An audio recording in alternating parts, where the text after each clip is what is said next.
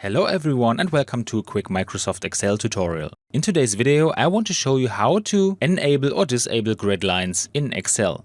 This is actually quite simple. To do this I first open Excel and we will see that the grid lines are enabled at the moment.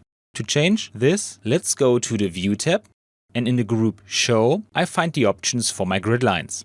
If I uncheck the box, the grid lines will no longer be displayed.